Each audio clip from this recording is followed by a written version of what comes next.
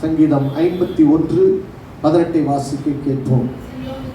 சீயோனுக்கு உம்முடைய பிரியத்தின்படி நன்மை செய்யும், எருசலேமின் மதில்களை கட்டுவீராக.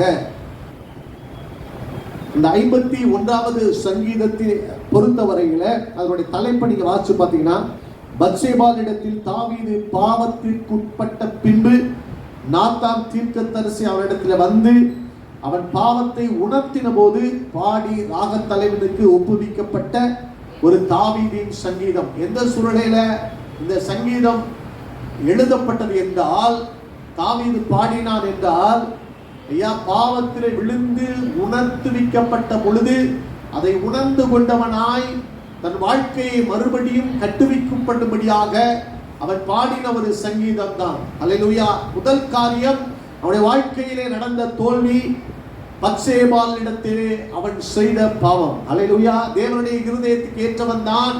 தாவீதின் சந்ததியிலே இயேசு கிறிஸ்து பிறந்தவர் என்பதெல்லாம் உண்மை. அவன் தாவீதின் குமாரன் என்று அடைமொழியாய் அழைக்கப்பட்டதெல்லாம் உண்மை. ஆனால் அவனுடைய வாழ்க்கையிலும் ஒரு தோல்வி என்று, ஒரு பின்னடைவு என்ற ஒரு காரியம் இருந்தது. எங்கே என்றால், ஐயா அவன் பத்சேபாளிடத்திலே செய்த பாவம். அல்லேலூயா. இரண்டாவது காரியம் என்னன்னா, ஒன்று பாவம், இரண்டாவது என்னன்னா அவன் தன்னுடைய சொந்த குடும்பத்தாலே வஞ்சிக்கப்பட்ட ஒரு காரியங்கள். அல்லேலூயா.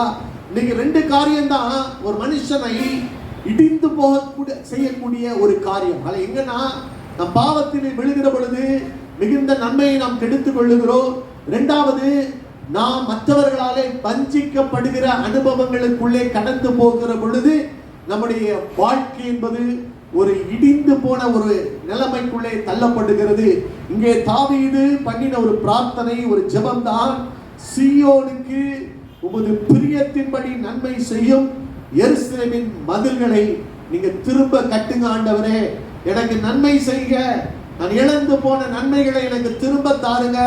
என் மதில்கள் இடிந்து போய் கிடக்கிறது ஐயா. பாவத்து நிமித்தமாய் மற்றவர்கள் சூறையாடினது நிமித்தமாக இன்றைக்கு எல்லைகளுக்குள்ளே ஒரு பாழான ஒரு நிலைமையை நான் பார்க்கிறேன். என்னை திரும்ப கட்டுங்க பண்ணின ஒரு ஜெபம். அல்லேலூயா. அவருடைய வாழ்க்கையில மறுபடியும் அவருடைய வாழ்க்கையில ஒரு எழுப்புதலை கொண்டு வந்தது. அதை குறித்து தான் ஐயா நான் உங்களோடு கூட சற்று நான் பேச விரும்புகிறேன். எப்படிப்பட்ட ஜெபம்? 17வது வசனத்தை நாம் வாசிக்க கேட்போம். தேவனுக்கு ஏற்கும் பலிகள் நொறுங்குண்ட ஆவிதான். தேவனே, நொறுங்குண்டதும் நறுங்குண்டதுமான இருதயத்தை நீர் புறக்கணியீர். அல்லேலூயா. எப்படிப்பட்ட ஒரு ஜெபத்தை ஏறெடுக்கிறான்? எப்படிப்பட்ட ஜெபம் தேவனுக்கு பிரியம்? எப்படிப்பட்ட ஒரு ஜெபம் நம்முடைய வாழ்க்கையை இடிந்து போன நிலைமையை கட்டி எழுப்புகிறது? அங்கே எழுதப்பட்டிருக்கிற தேவனுக்கு ஏற்கும் பலிகள் நொறுங்குண்டது ஆவிதான். நொறுங்குண்டதும் நறுங்குண்டதுமான ஒரு இருதயத்தை தேவன் ஒரு நாளும் புறக்கணிக்க மாட்டார். அல்லேலூயா. அப்படியானால் எப்பொழுது ஒரு மனிதன் ஐயா தான் அடைந்த தண்டனைக்காக நொறுங்குண்டு தன் ஆவியிலே நொறுங்குண்டவனாய் தேவ சமூகத்திலே ஐயா போய் நிற்கிறானோ, அப்படிப்பட்ட ஜெபத்திற்கு தேவன் பதில் கொடுக்கிறவராய் இருக்கிறார். இங்கே பாருங்க, சூழ்நிலையை பாருங்க. 51:12 இப்படி எழுதப்பட்டு இருக்கிறது, இரட்சணியத்தின் சந்தோஷத்தை திரும்ப தாரும், உற்சாகமான ஆவி என்னை தாங்கும்படி செய்யும் என்று சொல்லி கதறுகிறான். அப்படியானால் ஒரு மனிதனுக்குள்ளே பாவம் வருகிற பொழுது முதலாவது அவன் இழக்கிற ஒரு காரியம் என்னன்னா, தேவன் கொடுத்த அந்த ரட்சிப்பின் சந்தோஷம். அல்லேலூயா. தேவன் கொடுக்கிற ஒரு ஆனந்தம், தேவன் கொடுக்கிற ஒரு மகிழ்ச்சி. ஐயா அந்த ரட்சிப்பு என்பது பாவத்திலிருந்து விடுதலையாக்கப்பட்ட ஒரு வாழ்க்கை மாத்திரமல்ல, அந்த ரட்சிப்பிலே சந்தோஷம் இருக்கிறது, ஒரு மகிழ்ச்சி இருக்கிறது. அல்லேலூயா. அவன் என்னைக்கு பாவத்துல மறுபடியும் விழுந்து விடுகிறானோ அந்த ரட்சிப்பின் சந்தோஷத்தை அவன் இழந்து போய் விடுகிறான். அல்லேலூயா. அநேகர் அபிஷேகம் பண்ணப்பட்டவங்களை நீங்க கேட்டு பாருங்க.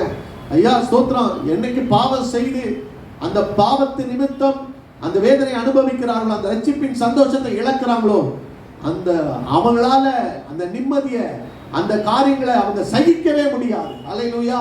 அப்படியானால் இந்த பாவம் என்ன செய்கிறதுனா, உங்களுக்குள்ளே தேவன் கொடுத்த அந்த சந்தோஷத்தை பிடுங்கி விடுகிறது. ஹல்லேலூயா. அது மாத்திரமல்ல, அவன் அந்த இரத்தப்பழிகள் பாருங்க 51:14 பாருங்க, வாசிக்க கேட்போம். தேவனே, ரட்சிக்கும் தேவனே, இரத்த பழிகளுக்கு என்னை நீங்களாக்கும். கம்பீரமாய் பாடும். ஹல்லேலூயா. என்னால இப்ப பாட முடியலங்க. ஒரு காலத்துல தேவனுக்கு இருந்த மகிழ்ச்சி இன்னைக்கு எனக்குள்ள இல்லைங்க. இன்னைக்கு ஒரு காலத்துல தாவீது அதிகாலையில் எழுப்பி துதித்த நாட்கள் உண்டு. பலவித வாத்தியங்களோடு கூட தேவனை துதித்து பாடின நாட்கள் இருந்தது. இப்ப ஒரு இரத்தப்பழி அவனுடைய வாழ்க்கையில வந்த பொழுது, அவன் உரியா என்பவனை மறைமுகமாய் வெளியே யாரும் அறியாதபடி கொன்று போட்ட பொழுது என்ன நடந்துருச்சுன்னா, அந்த இரத்தப்பழி என்ன செய்து விட்டது? அவனால பாட முடியவில்லை. முன்போல கர்த்தரை துதிக்க முடியவில்லை. இதுதான் பாவம் செய்ய சந்தோஷத்தை எடுத்து விடுகிறது. கர்த்தரை துதிக்கிற அந்த துதி சத்தம் இன்னைக்கு நின்று போய்விட்டது. ஹல்லேலூயா. அது மாத்திரமல்ல, 51:8 வாசித்து பாருங்கள். நான் சந்தோஷமும் மகிழ்ச்சியும் கேட்கும்படி செய்யும். அப்பொழுது நீ நொறுக்கின எலும்புகள் களி கூறும். நொறுக்கிட்டாரு. ஏன் சுகவீனம்? ஏன் பலவீனம்? ஏன் எலும்புகளுக்குள்ளே சுகம் ஆரோக்கியம் இல்லை? அப்படி பாத்தீங்கன்னா நீர் நொறுக்கின எலும்புகள். ஹல்லேலூயா. தேவன் சில நேரங்கள்ல நம் பாவத்திலே கடந்து போகிற பொழுது, ஐயா, சில நேரங்களில நம் சுகத்தை இழந்து விடுகிறோம். இங்கே இந்த 3 காரியங்களும் பாவம் அவன் வாழ்க்கையிலே பிரவேசித்த பொழுது, ஐயா, அவனுடைய வாழ்க்கையிலே சுகமில்லை. கிட்டத்தட்ட 1 வருஷம் நாத்தான் வந்து தாவீதை உணர்த்துவதற்கு ஓராண்டு காலம் நேரம் ஆண்டவர் தவணை கொடுத்திருந்தார். இன்னைக்கு மனம் திரும்புவானா? இன்னைக்கு வந்து அவன் ஒப்புரவானா? இல்ல. 1 வருடம் கழித்துதான் நாத்தானை தாவீதினிடத்திலே தேவன் அனுப்பினார். ஹல்லேலூயா. அப்ப அவன் சூழ்நிலை என்ன? ரட்சிப்பின் சந்தோஷத்தை இழந்து போயிருந்தான். அது மாத்திரமல்ல, அவரை துதிக்கிற துதியின் சத்தம் கேட்கப்படவில்லை. கர்த்தர் எலும்புகளை நொறுக்கினபடியினாலே வியாதி. ஹல்லேலூயா. பாவம் ஒரு மனுஷனை இப்படிப்பட்ட ஒரு காரியத்துக்குள்ளே தள்ளிவிடுகிறது. நான் அதுல இருந்துதான் அங்கே நாத்தான் வந்து சொன்ன பொழுது அவன் நொறுங்குண்டு ஆவியோட சும்மா வந்து தேவன்கிட்ட வந்து மன்னிச்சுக்கோங்க ஆண்டவரே, அப்படி கிடையாது. ஐயா, தேவன் மன்னிக்கிறார் என்றால் அந்த நொறுங்குண்ட ஒரு இருதயத்தை கர்த்தர் உங்கள் வாழ்க்கையிலும் என் வாழ்க்கையிலும் எதிர்பார்க்கிறார். உன் இருதயம் நொறுங்குண்டு வரணும். ஹல்லேலூயா. உன் இருதயம் உடைக்கப்பட்டு உன் உள்ளத்தை நீ ஊற்றுகிற பொழுதுதான் தேவன் சத்தத்தை கேட்டு, ஐயா, உங்களுக்குள்ளே ஒரு மன்னிப்பை கொடுக்கிற தேவனாயவர் கடந்து வருவார். ஹல்லேலூயா. 2 கல்வன் இருந்தான். ஒரு கல்வன் என்ன சொன்னான்? ஆண்டவரே, நீங்க அந்த பாவத்தை செய்யல ஆண்டவரே, ஐயா, என் மீது கிருபையாயிரும் இன்றைக்கு நினைத்தருளும் சொன்னா. இன்றைக்கு பரதேசம் இன்னொருத்த என்ன சொன்னா? இவர் ராஜாவான ரட்சித்து கொடுக்க கூடாதா அப்படின்னு சொல்லிட்டு எகத்தாளமா பேசுறான். என்ன நடந்துச்சு? ஆண்டவர் இரக்கமுள்ளவர், கிருபை உள்ளவர். ஆனா அவர் மனதுருகிறதற்கு ஒரு காரியம் நம்மிடத்திலே தேவைப்படுகிறது. அதை அவர் வந்து இறங்கி உங்களுக்கு எனக்கும் நன்மை செய்வதற்கு நம்மிடத்திலே சில காரியங்களை எதிர்பார்க்கிறார். நொறுங்குண்ட ஒரு இருதயம். ஹல்லேலூயா. அப்படிப்பட்ட இருதயத்தோடு தான் நாம் தேவனிடத்திலே வந்து நம்முடைய பாவங்களை அறிக்கை செய்கிறோமா? ஹல்லேலூயா. லட கிருபை உள்ளவர் தான், இரக்கம் உள்ளவர் தான், மனதுருகிற கர்த்தர் தான், தீங்குக்கு மனஸ்தாபப்படுகிறவர் தான். பாருங்க, நினிவே பட்டணத்தார் எப்படி மனம் திரும்பினாங்க? ஐயா, எல்லாரும் வந்து ராஜா முதற்கொண்டு, மிருகங்கள் முதற்கொண்டு, குழந்தைகள் முதற்கொண்டு எல்லா ஜனங்களும் ஐயா கடந்து வந்து ரெட்டுடுத்தி தேவன் பார்க்கிறாரு. தங்கள் கிரியைகளை விட்டு மனம் திரும்பினார்கள் என்று தேவன் கண்டபோது தான் செய்ய இருந்த தீங்குக்காக மனஸ்தாபப்பட்டு தேவன் இறங்கினார். ஹல்லேலூயா. ஏனோ தானே இல்லைங்க, தேவன் பார்க்கிறார். நம்முடைய இருதயங்களை பார்க்கிறார். நொறுங்குண்ட ஒரு இருதயத்தை தேவன் புறக்கணிக்க மாட்டார். தேவன் மறுபடியும் கட்டி எழுப்புவார். ஹல்லேலூயா.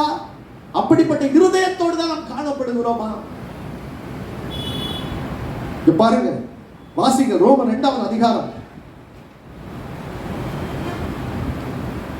4வது வசனம் 5வது வசனத்தை வாசி. அல்லது அறியாமல் தயவு, பொறுமை, ஐஸ்வர்யத்தை பாரு, ஆண்டவர் கேட்கிறார் பாருங்க. தேவ தயவு எதுக்கு கொடுக்கப்பட்டு இருக்கிறது, தேவ கிருபை எதுக்கு கொடுக்கப்பட்டு இருக்கிறது என்றால், நீ குணப்படபடி உன்னை ஏவுகிறது என்று அறியாமல், ஐயா தயவு இவர்கள் ஐஸ்வர்யத்தை நீ அசட்டை பண்ணுகிறாயோ. சில நேரங்களில் பாவம் செஞ்சுட்டு தேவன் பொறுமையா இவன் மனம் திரும்புவான் என்று சொல்லி காத்திருக்கிற நேரத்தை நம்ம எப்படி எடுத்துக்கிறோம் அப்படின்றது தான் ரொம்ப முக்கியம். கர்த்தர் சில நேரங்களில் தவணையை கொடுக்கிறாருங்க. இவன் நாளைக்கு திரும்பி விடுவான், தாமதிக்கிறார் என்று சொல்லுகிறபடி கர்த்தர் தம்முடைய வாக்குத்தத்தத்தை குறித்து தாமதிக்கவில்லை. எல்லா ஜனங்களும் ரட்சிக்கப்படும்படி கர்த்தர் விரும்புகிறார். அல்லேலூயா. அப்படியானால் அவர் கொடுக்கிற அந்த அளவில்லா ஐஸ்வர்யம், அவருடைய நீடிய பொறுமை, அவருடைய தயவு, இதெல்லாம் நம்ம அசட்டை பண்ணி கொண்டு இருக்கிறோமா? அதுதான் ரொம்ப முக்கியம். ஹல்லேலூயா. கர்த்தர் வார்த்தை மூலமாய் பேசுகிறார், வேதத்தை வசனிக்கிற பொழுது பேசுகிறார், ஏதோ ஒரு செய்தியை நம்ம கேட்கும் போது பேசுகிறார். ஆனா பேசுகிறத நம்ம எப்படி அள்ளல் தட்டி கொண்டு இருக்கிறோமா? இல்லாட்டி உணர்ந்து என்னால முடியல ஆண்டவரே, நொறுங்குண்ட ஒரு இருதயத்தோடு தேவ சமூகத்தை மன்றாடுகிறோமா? நல்லா யோசித்து பாருங்க. அதை திருப்பி வாசிங்க, அடுத்த வசனத்தை வாசிங்க. 5வது வசனம். மனக்கடினத்திற்கும் குணப்படாத இருதயத்துக்கும் ஏற்றபடி தீர்ப்பு கோபாக்கினை நாளிலே. ஏன் உனக்காக கோபாக்கினையை குவித்துக் கொள்ளுகிறாய்? அல்லேலூயா. சொல்றார் பாருங்க, மன கடினப்பட்டு காணப்படுவது, நம்ம பிடரியை கடினப்படுத்துகிறோம். என்னதான் பெருசா நடந்துறப்போ துடிகரங்கள், அதான் சொல்ல வருது. மன கடினப்பட்ட இருதயத்துக்கும் குணப்படாத உன் இருதயத்துக்கும் ஏற்றபடி கோபாக்கினி நாளிலே நீ ஏன் குவித்துக் கொள்ளுகிறாய்? அல்லேலூயா. தேவன் உங்களையும் என்னையும் பார்த்து சொல்லுகிறார், ஐயா அப்படிப்பட்ட ஒரு நேரத்துக்குள்ளே நாம் கடந்து போய்விடாதபடி. அல்லேலூயா. தேவன் கோபம் கொண்டாரானால், தேவன் நம்மை தள்ளி விடுவாரானால், தேவன் நம்மை புறக்கணிப்பாரே ஆனால் யாரும் காப்பாற்ற முடியாது. யோனாவுக்கு எத்தனை பேர் தண்டு வலிச்சாங்க? நமக்கு நிறைய பேருக்கு வந்து என்னன்னா, ஒருத்தர் கஷ்டப்படும் போது பயங்கரமான ஒரு இறக்கம் உண்டாகும். அல்லேலூயா. நம்ம என்ன நினைக்கிறோம்னா, அவர் எப்படியா காப்பாத்திடலாம்னு சொல்லிட்டு யோனாவை வந்து எதிர்காற்று வந்து கர்த்தர் அனுப்புகிறார். அவன் வந்து நினிவேக்கு போக வேண்டிய ஆளு தர்ஷீஸ்ல போய் உட்கார்ந்து இருக்கிறான். அப்ப என்ன செய்யறாரு, தர்ஷீஸ்ல போயிட்டு இருக்கும்போது பெருங்காற்று அடிச்ச உடனே, ஐயா யார் நிமித்தம்னு சொல்லி கேட்கிறாங்க. யோனா மேல சீட்டு விழுந்துருச்சு, எல்லாமே கண்டுபிடிச்சாச்சு. அவன் சொல்றான், பயபக்தி உள்ளவன், ஆனா நான் கீழ்படியா வேண்டி போனது நிமித்தம் தான் என்னாலதான் வந்துச்சுன்னு சொல்லிட்டாங்க. அப்புறமும் சொல்ல, ஐயோ பாவம்யா யோனா அப்படின்னு சொல்லிட்டு போய் நம்ம என்ன செய்யறோம்னா தண்டு வலிக்கிறார்கள். அல்லேலூயா. ஆனா தண்டு வலிச்ச பிறகு கூட புயல் காற்று நிற்கவே இல்லை. அதான் பிரச்சனை. அல்லேலூயா. ஏன்னா தேவன் ஒரு மனுஷனுக்கு எதிர்த்து நிற்கிற பொழுது அவர் வழிக்கு விட்டுறணும்.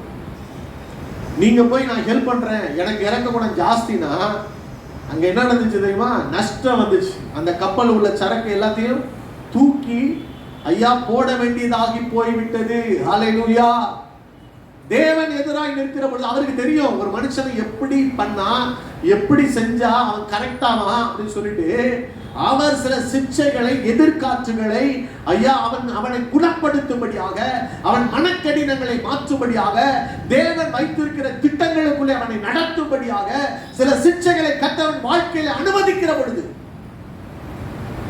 சவுல் கூட ஆண்டவருக்கு விரோதமா போகும்போது சாமுவேல் தீர்க்கதரிசி என்ன தெரியுமா செய்வான்? ராவணனும் துக்கித்துக் கொண்டு இருப்பான், அழுது கொண்டு இருப்பான்.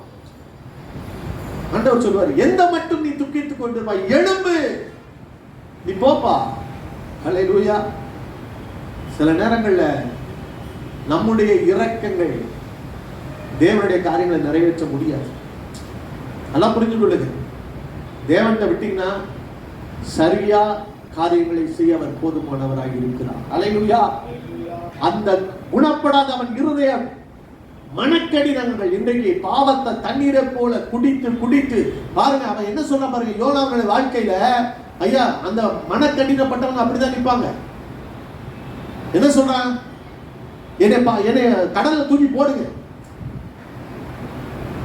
அல்லேலூயா. அவன் என்ன அந்த இடத்தையாவது உட்கார்ந்து ஆண்டவரே, அவன் நொறுங்குண்ட ஒரு இருதயத்தோடு கூட நீங்க என்னை நினிவேக்கு போக சொன்னீங்க ஆண்டவரே, நான் தர்சீசுக்கு போயிட்டு ஆண்டவரே என்னை மன்னியுங்க ஆண்டவரே, இந்த புயல் காற்றை நிறுத்துங்க. அவன் கூப்பிட்டானா? வராது. கடினப்பட்டவர்கள், குணப்படாத இருதயம் உடையவர்களுடைய வாழ்க்கை எப்படிப்பட்டது? என்னையால மற்றவங்களுக்கு பிரச்சனையா? நான் மாறணுமே, ஏன் என்னையால எனக்காக உதவி செய்கிறவர்களுக்கு பிரச்சனை அப்படின்னு சொல்லி நினைக்க மாட்டேங்கிறான் பாருங்க. அல்லேலூயா. என்னை கொண்டு போய் விடுங்க. எப்ப தெரியுமா திரும்புறான்? பாதாளத்தின் வாசல்ல போய் இருக்கிற பொழுது ஐயோ பாதாளமா அப்படின்னு சொல்லி பார்த்துதான் அங்க இருந்துதான் மீனின் வயிற்றிலிருந்து அவன் கதற ஆரம்பிக்கிறான். நம்ம சொல்லல இரக்கமுள்ள தேவன் அப்படியெல்லாம் செய்ய மாட்டாரு. நம்ம நிறைய சொல்லுங்க. அதே இடத்துலதான் யோனா சொல்றான், அவர் இரக்கமும் மனவுருக்கும் நீடிய சாந்தமும் மிகுந்த கிருபையும் உள்ள தேவன், தீங்குக்கு மனஸ்தாபப்படுகிற தேவன் என்பதை நான் அறிவேன் சொல்லி சொல்றான். நினிவே மக்களுக்காக அப்படி சொல்றான்.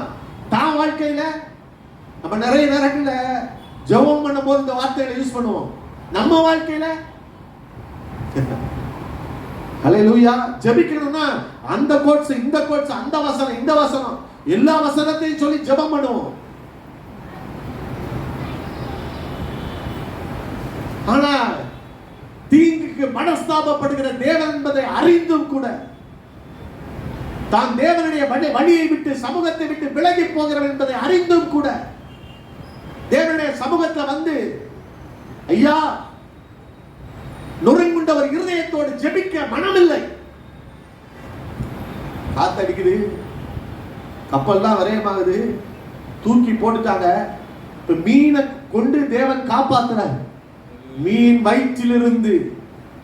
அல்லேலூயா. அவர் விட மாட்டார். நம்ம நினைப்போம் அவரும் நீடிய பொறுமை, நமக்கு பொறுமை இருக்குன்னா அவர் நீடிய பொறுமை உள்ள தேவன். அல்லேலூயா. எங்க கொண்டு போய் எவ்வளவு கீழே கொண்டு போய் உங்களை ஒரு பரிசுத்தத்துக்கு நேராக வணைய வேண்டுமோ அவ்வளவுதான் அவர் கொண்டு போய் தமக்கேற்ற ஒரு பாத்திரமாய் வணைந்து கொள்ள, தம்முடைய சித்தத்தை செய்கிற பாத்திரமாய் வணைந்து கொள்ள, தம்முடைய விருப்பத்தை நிறைவேற்ற பாத்திரம் வணைந்து கொள்ள அவர் உண்மையுள்ளவர். அல்லேலூயா. ஆகவே இன்றைக்கு ஸ்தோத்திரம். ஆண்டவர் எதிர்பார்க்கிற ஒரு காரியம் என்னன்னா, ஐயா நீங்களும் நானும், ஐயா தேவனுடைய சமூகத்தில் வருகிற நீங்களும் நானும் நொறுங்குண்ட ஒரு இருதயத்தோடு தேவ சமூகத்தை வர வேண்டும் என்று கர்த்தர் விரும்புகிறார். அல்லேலூயா. பாருங்க 2 கொரிந்தியர் 7 வாசிங்க. 7:9 அதிகாரம் 10வது வசனம்.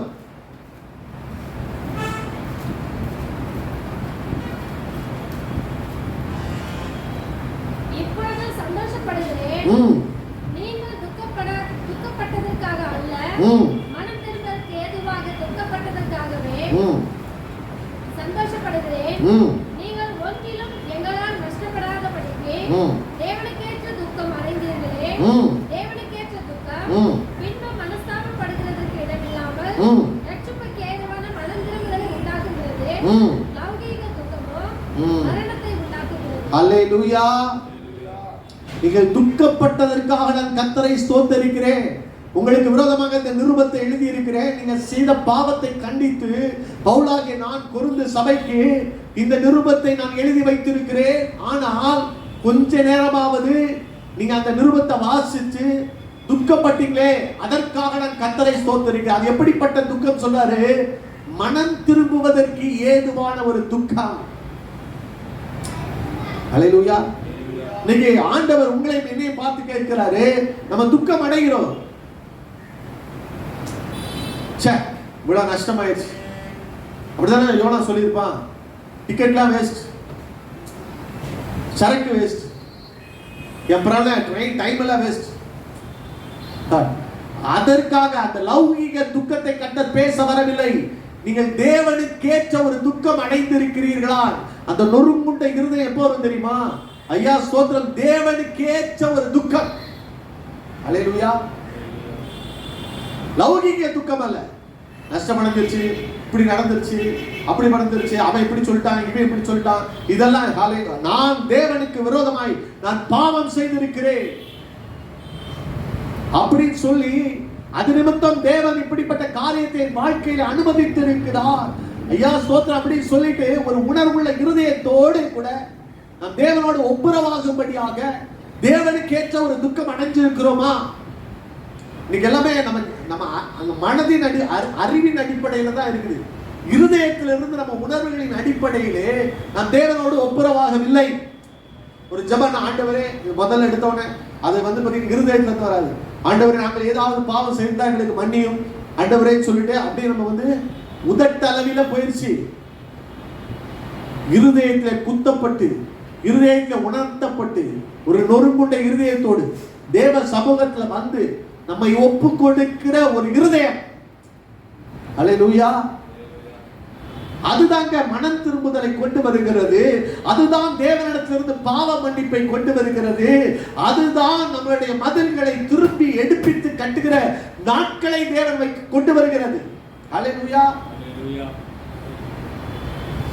திருப்பி பச்சைகால்கிட்ட போனா திருப்பி அவருடைய பாவத்தை அந்த இறுதி நாட்கள்ல கூட அபிஷாக் என்கிற ஒரு ஸ்திரியை கொண்டு வந்து ஐயா சூடு ஏற்றும்படியாக, ஐயா அவன் குளிர் அவனுக்கு அனல் இல்லாம இருக்குதுன்னு சொல்லிட்டு கொண்டு வந்தாங்க.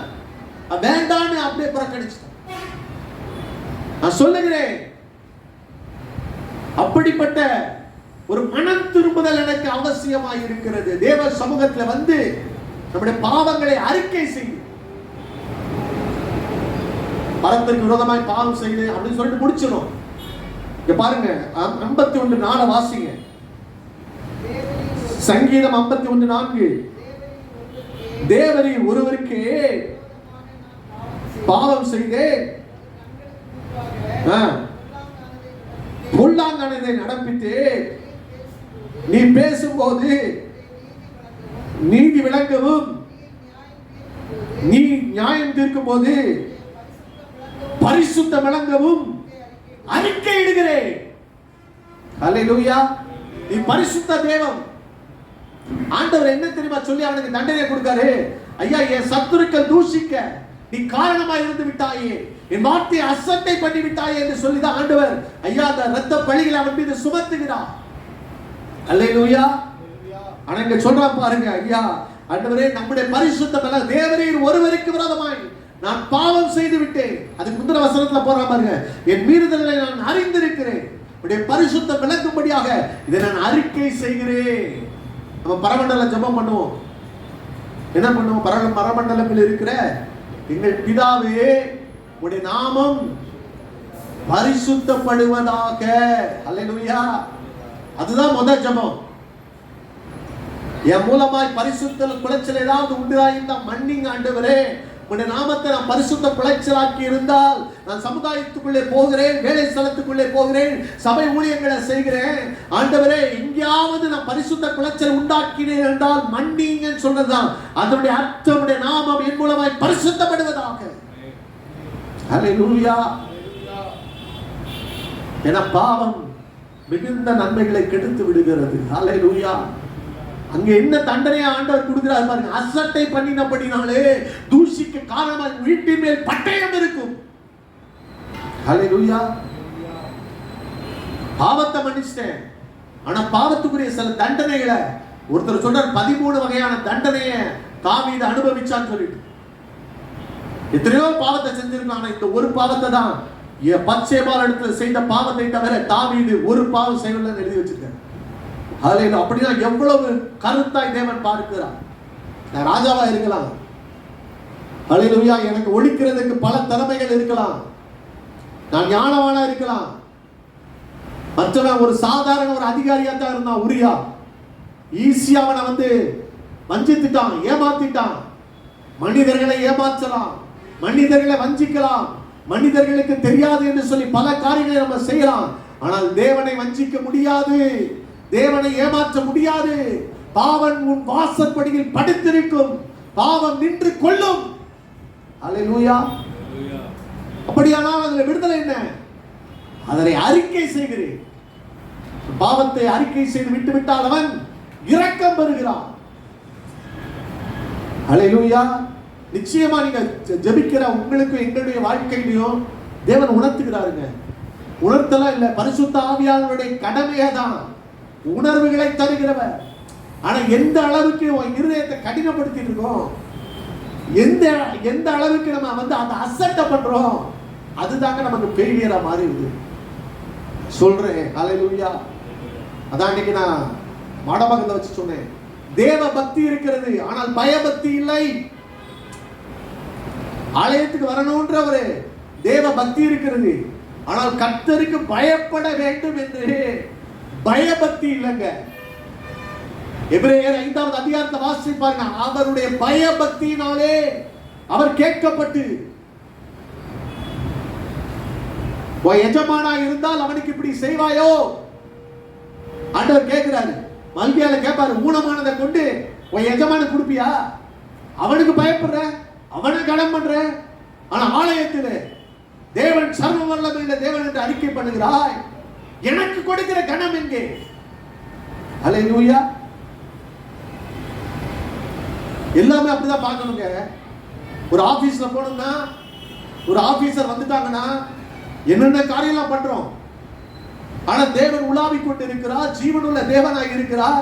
ஆனா அவர் சமூகத்துல வந்தா மாத்திரம் அவரை கனம் பண்ண முடியலையே. அவர் சொல்றார், உன் மந்தையிலே கடா இருக்கையில் தீனமானதை கொண்டு கொடுக்கிற, எப்படி உன்னால கொடுக்க முடியும்? நீ செலுத்துகிற பலி எப்படிப்பட்டதா இருக்கிறது? நீ எப்படி என்ன கனம் பண்ற? அல்லேலூயா. பயபக்தி வேணும். பயத்தோடு நடுக்கத்தோடு கர்த்தரை சேவிக்கிற அந்த உணர்வை தான் கர்த்தர் பார்த்து இயேசு கிறிஸ்துவின் பயபக்தி நிமித்தம் கேட்கப்பட்டு. பயபக்தி இருந்தா நேரத்துக்கு வராம இருக்குமா? அல்லேலூயா. பயபக்தி இருந்தா அவர் எப்படி ஆராதிப்போம், எப்படி தொழுது கொள்வோம், கர்த்தருடைய வேலை எப்படி செய்வோம்? மனுஷனுக்கு பயப்படுகிற பயம் கண்ணியை வருவிக்கும். ஆனால் தேவனுக்கு பயந்தவர்கள், தேவனுக்கு பயப்பட சொல்லி இருக்கிறார் ஆண்டவர். அல்லேலூயா. ஒருத்தர் இருந்தாலும் 2 பேர் இருந்தாலும் கர்த்தர் உலாவுறாருங்க, கர்த்தர் இருக்கிறார். அந்த உணர்வோடு கூட நீங்க கர்த்தரை தேடுகிற பொழுதுதான். இதெல்லாம் பயபக்தி இருக்கிற இடத்துல பாருங்க. நானே யோசிச்சு பார்த்தேன், நம்ம சேர்ல உட்காந்து அசால்ட்டா ஜோம் பண்ணிட்டு போயிடும். டிஜிஎஸ் தினதுலன்னா முட்டிங்கால தேஞ்சு போயிடுச்சுங்க. அவங்க ஏன் அப்ப முட்டிங்கால் போட்டு ஜோம் பண்ணணும்? அல்லேலூயா. அது நிமித்தம் கேட்டுக்கன்னு சொல்ல. ஆனா அவங்களுக்குள்ள ஒரு பயபக்தி இருந்துச்சு. கர்த்தரை தேடுகிறதுல ஒரு பயத்தோடு கூடிய ஒரு பக்தியோடு கூட தேடினாங்க. அல்லேலூயா. எனக்கு பலன் இருக்கிற வரைக்கும் எங்க பாஸ்டர் அப்படிதான் சொல்லுவாரு, உனக்கு பலன் இருக்குல்ல, முழங்கால் போடலாம்ல, பலன் இல்லாத ஒரு நாட்கள் வரும், அந்த நாள்ல உட்கார்ந்து ஜெபிச்சுக்கோ. ஆனா எப்படி கர்த்தரை தேடுகிறான்? அல்லேலூயா. 2வது வாரம் எங்க வீட்டுக்கு ஒருத்தர் வந்தாரு, சொன்னாரு, நான் பைபிள் வாசிக்கும் போது முழங்கால் படியிட்டு நான் வாசித்த நாட்கள், ஒரு நாள் கூட நான் வேதாகமத்தை தூக்குற பொழுது முழங்கால் படிக்கிடாம இருக்கவே இல்லை. ஆடுகளை மேய்த்தவர், 10 வருஷமா ஆடுகளை மேய்த்தவர், படிப்பறிவு இல்லாதவர். காலைல வீட்டுக்கு வருவாராம், புல்லுகள் குத்தி, ஐயா ரத்தத்தோட ரத்தமா, ஐயா அப்படி வந்தவர். இன்னைக்கு 4 சபைகளை அவர் நிறுவ கர்த்தர் உதவி செய்திருக்கிறார். எஃப்எம்பி ஊழியத்துல சொல்லிட்டாங்க, நீங்க படிப்பறிவில் உங்களை அந்த மிஷனரியா சேர்த்துக்கொள்ள முடியாது என்று சொல்லி டான்ஸ் பண்ண அனுப்பிவிட்டாங்க.